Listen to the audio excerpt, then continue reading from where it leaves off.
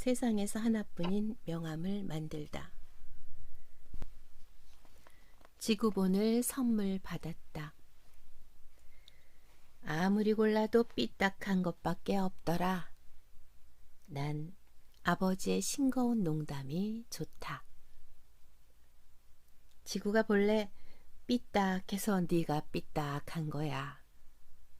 삐딱한 데다 균형을 맞추려니 넘어지고 미끄러지고 그러는 거야. 그래서 아버지는 맨날 술 드시고요.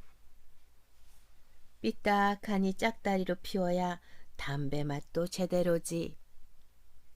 끊어, 자스가. 아버지랑 나누는 삐딱한 얘기가 좋다. 참외밭 참외도 살구나무 살구도 처음엔 삐딱하게 열매 맺지. 아버지와 얘기는 여기서부터 설교다. 소주병이랑 술잔도 삐딱하게 만나고 가마솥 누룽지를 긁는 노숟가락도 반달처럼 삐딱하게 닳지. 그러니까 말이다. 네가 삐딱한 것도 좋은 열매란 증거야. 설교도 간혹 귀에 쏙쏙 박힐 때가 있다. 이놈의 땅덩어리와 나란히 걸어가려면 삐딱해야지.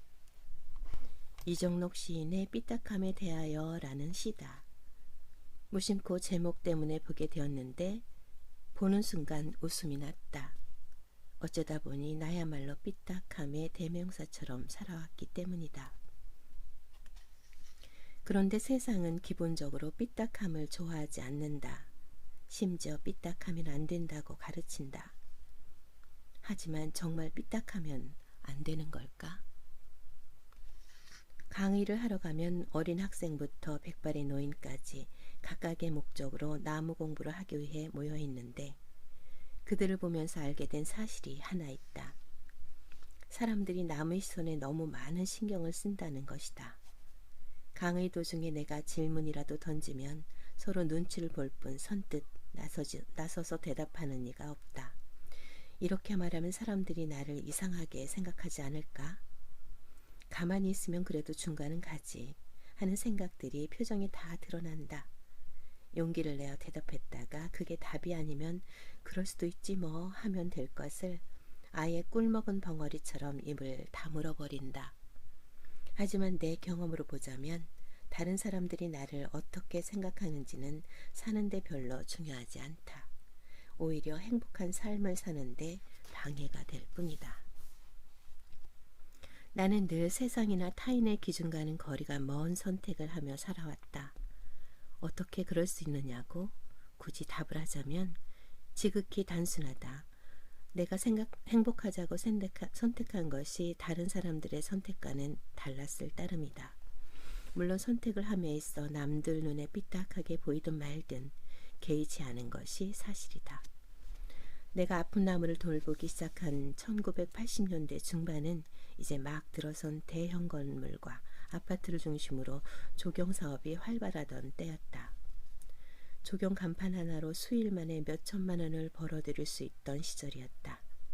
농장을 하며 알고 지내던 사람들이 큰 돈을 벌었다는 소식이 심심찮게 들려왔다. 하지만 나는 남이 뭐라 하든 나무를 관리하고 치료하는 일에만 전념했다. 당시 조경이 아닌 조경 관리를 하는 사람은 거의 없었다. 이유는 단순했다. 돈이 되는 일이 아니니까. 한 달에 수십 개의 건물을 맡아 나무를 돌본들 조경 한 건 맞는 것보다 벌이는 적은데 품은 몇 배나 더 들었다. 잠이 부족해 코피를 쏟고 차 안에서 김밥으로 끼니를 때우기 일쑤였다. 그런 나를 두고 사람들은 바보 같다고 했다. 남들처럼 조경 사업을 하지 못하러 힘든 일을 자청하느냐는 것이었다. 그때 나는 그랬다. 콘크리트 바닥에 나무 몇 그루 덜렁 심어 놓으면 두 다리 뻗고 못잘 것 같아서요. 힘은 좀 들어도 나무가 건강해지도록 돌보는 일이 훨씬 뿌듯합니다. 그런데 세월이 흘러 웬만한 건물에 나무가 다 들어서니 조경업체들이 더 이상 할 일이 없었다. 대신 심은 나무에 문제가 생겼으니 나무를 살려달라는 요청이 여기저기서 들어오기 시작했다. 내가 해오던 조경 관리가 본격적으로 필요해진 것이다. 그러자 그간 큰 돈을 번 조경 회사들이 내가 하는 일에 뛰어들기 시작했고 그 여파로 내게 의뢰를 해오는 사람들도 꽤 늘었다. 그렇지만 무더기로 몰리는 일엔 늘 경쟁이 뒤따르고 다툼도 적지 않게 일어나는 법. 어느 순간 일에 대한 회의가 몰려왔다. 그렇다고 나무 곁을 떠난 건 아니다. 건물 조경수를 돌보는 일은 다른 사람들 손에 맡기고 나는 전국 곳곳에 있는 오래된 나무를 살리는 일에만 전념하기로 마음먹었다. 몇 년에 걸쳐 도시의 나무들을 돌보는 동안 내가 또 무엇을 해야 행복한지가 더욱 분명해졌기에 그간의 노하우를 살려 본격적으로 나무 치료에 몰입했다. 내가 지금 몸담고 있는 나무 병원이 그때 세워졌다. 물론 이전에도 나무의사로 일해왔지만 그때부터는 전국 어디서든 중병에 걸린 보호수에 대한 소식을 접하면 신속하게 치료할 수 있도록 체계를 세워 나가기 시작했다. 개인 병원에서 종합병원으로 탈바꿈했다고나 할까? 그렇다고 적성에 맞지 않는 경영전선에 나설 수는 없는 일. 잘할 자신이 없는 경영은 후배에게 맡기고 지금까지 나는 오직 나무 살리는 일에만 전념하고 있다. 나무병원 푸른 공간의 병원장이라는 직함을 갖게 됐지만 여전히 나는 답답한 사무실이 아닌 자연으로 출근한다. 그렇게 아픈 나무를 돌보며 살다 보니 어느새 머리에 서리가 내렸다. 그동안 숲 생태와 도시 환경에 대한 관심이 늘면서 보호수를 돌보는 사람이 꽤 늘었다. 그래서 정말 고치기 어려운 경우를 제외하고는 웬만한 나무는 젊은 친구들에게 맡긴다.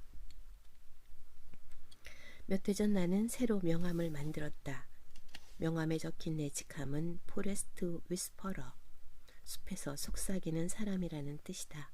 내 식대로 정의를 내린다면 나무가 가장 나무다울 수 있는 숲에 머물면서 나무를 비롯한 다양한 생명체들과 소통하는 사람이다.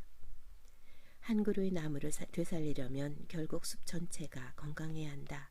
그래서 일반인들을 상대로 생태교육을 진행하고 현장 경험이 부족한 숲 해설가들을 따로 불러 심층적인 생태교육을 해주기도 한다.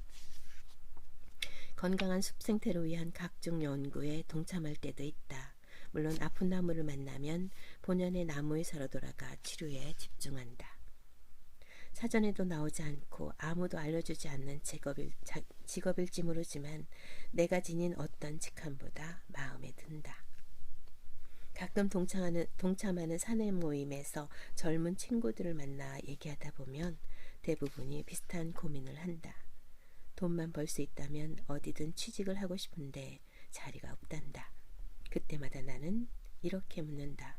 왜 꼭 남들처럼 살려고 해요?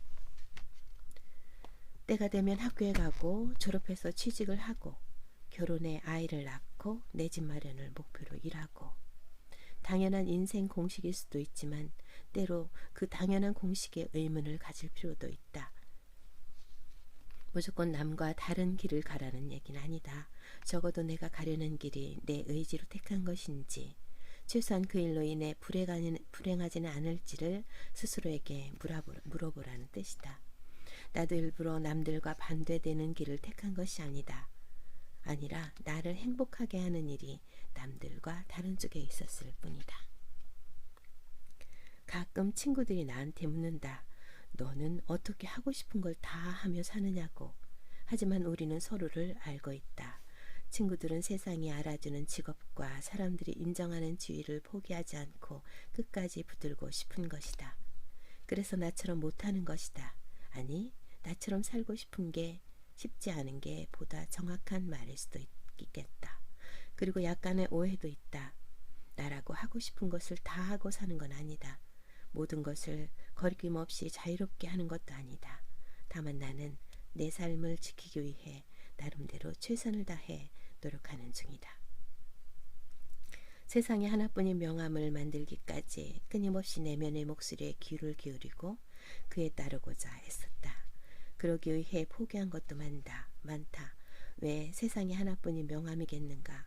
말만 하면 다 알아주는 직업이 아니기에 명함부터 내밀며 찬찬히 설명해 주어야만 한다.